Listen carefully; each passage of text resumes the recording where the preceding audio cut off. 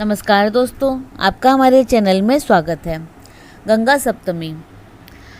गंगा जी के जन्मोत्सव के लिए उस दिन को चुना गया है जिस दिन माँ गंगा जनु के कर्णरंध्र से उत्पन्न हुई थी। यह दिन बैसाख शुक्ल सप्तमी था। कहा गया है कि जनु सर्वमेघ यज्ञ कर रहे थे और माँ गंगा ने जनु को पति रूप में प्राप्त करने के लिए उनके यज्ञ मंडप को जल से आप्लावित कर दिया। इस पर जनु ऋषि क्रोधित हो गए और माँ गंगा का पान कर लिया। ऋषियों के अनुरोध पर जनु ने माँ गंगा को अपने दक्षिण कान से अपनी दुहिता के रूप में यानी कि अपनी पुत्री के रूप में प्रकट किया। अतः बैसाख शुक्ल सप्तमी को माँ गंगा का जन्म महोत्सव मनाया जाता है।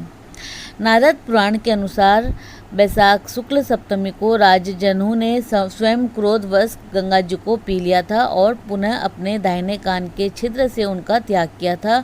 अतः वहाँ प्रातःकाल स्नान करके गंगा जी के तट पर प्रातःकाल स्नान करके निर्मल जल में गंध पुष्प अक्षत आदि संपूर्ण उपचारों द्वारा गंगा जी का पूजन करना चाहिए और इसके बाद 1 सहस्त्र घट का दान करना चाहिए। गंगा व्रत में यही कर्तव्य है। यह सब भक्ति पूर्वक किया जाए तो माँ गंगा 7 पीढ़ियों को निस्संदेह स्वर्ग में पहुँचा देती है। पद्म पुराण के पाताल खंड के अनुसार बैसाख शुक्ल सप्तमी को गंगा स्नान अति दुर्लभ है। पूर्व काल में राजा जनु ने बैसाख शुक्ल सप्तमी को क्रोध में आकर गंगा जी को पी लिया था और फिर अपनी दाहिने कान के छिद्र से उन्हें बाहर निकाला था। अतः जनु की कन्या होने के कारण माँ गंगा को जाह्नवी कहते हैं।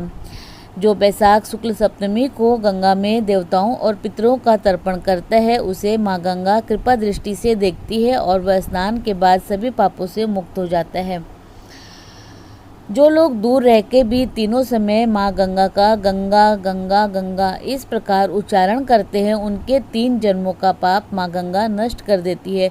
जो मनुष्य 1000 योजन दूर से भी माँ गंगा का स्मरण करता है वह पापी होने पर भी उत्तम गति को प्राप्त होता है। बैसाख शुक्ल सप्तमी को माँ गंगा का दर्शन विशेष दुर्लभ है। गंगा सप्तमी के अवसर पर माँ गंगा में डुबकी लगाने से मनुष्य के सभी पाप धुल जाते हैं। मनुष्य को मोक्ष की प्राप्ति होती है। इस दिन दान पुण्य का विशेष महत्व है। शास्त्रों में उल्लेख है कि जीवनदायिनी गंगा में स्नान, पुण्य सलीला नर्मदा के दर्शन और मोक्षदायिनी क्षिप्रा के स्मरण मात्र से मोक्ष मिल जाता है। गंगा सप्तमी पर गंगा मैया के पुनर्जन्म का दिन है, इसीलिए कई स्थानों पर माँ गंगा की जयंती के रूप में इसे मनाया जाता है। अभी कोरोना वायरस के चलते लॉकडाउन चल रहा है, तो ऐसे समय पर घर पर रहकर ही इस तरह से पूजन करके गंगा सप्तमी का पुण्य कमा सकते हैं। तो आइए जानते हैं। यदि गंगा मैया में स्नान करना संभव न हो तो गंगा जल की कुछ बूंदें साधारण जल में मिलाकर उससे स्नान किया जा सकता है। स्नान आदि के बाद माँ गंगा की मानसिक पूजा कर सकते हैं। भगवान शिव की आराधना भी इस दिन शुभ फलदायी माना जाता है। इसके अलावा गंगा जी को अपने तप से पृथ्वी पर लाने वाले भागीरथ राजा की भी पूजा करनी चाहिए। वो मानसिक रूप से आप कर सकते हैं। राजा भागीरथ की कथा। राजा भागीरथ भगवान राम के पूर्वज थे। वे सूर्यवंशी प्रतापी राजा थे। उन्होंने अपने 60,000 पूर्वजों को मुक्ति दिलाने के लिए गंगा जी को पृथ्वी पर लाने के लिए कठिन तपस्या की थी।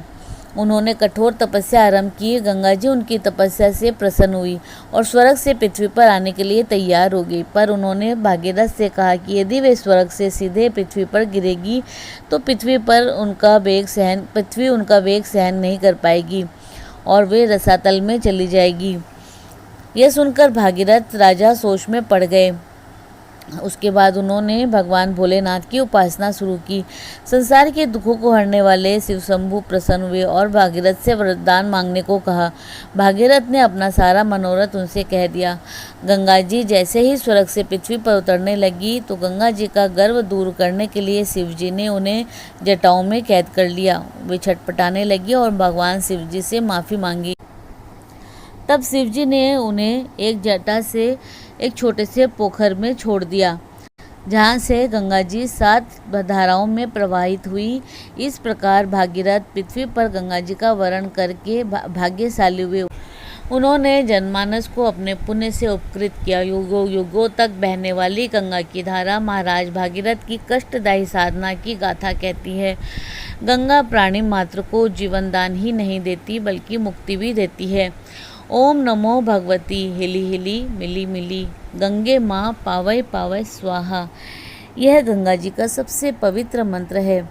गंगा सप्तमी के दिन गंगा पूजन व स्नान से रिद्धि सिद्धि यश सम्मान की प्राप्ति होती है, सभी पापों का क्षय होता है। मान्यता है कि इस दिन गंगा पूजन से मांगलिक दोष से ग्रसित जातकों को विशेष लाभ प्राप्त होता है। विधि विधान से किया गया गंगा पूजन अमोघ फल प्रदान करता है। चूँकि इस समय आप बाहर नहीं जा सकते तो आप माँ गंगा का मानसिक पूजन अवश्य करें। तो दोस्तों, इसी प्रकार और भी रोचक जानकारी के लिए आप हमारे चैनल को लाइक शेयर व सब्सक्राइब करें। हमारे चैनल में विजिट करने के लिए धन्यवाद।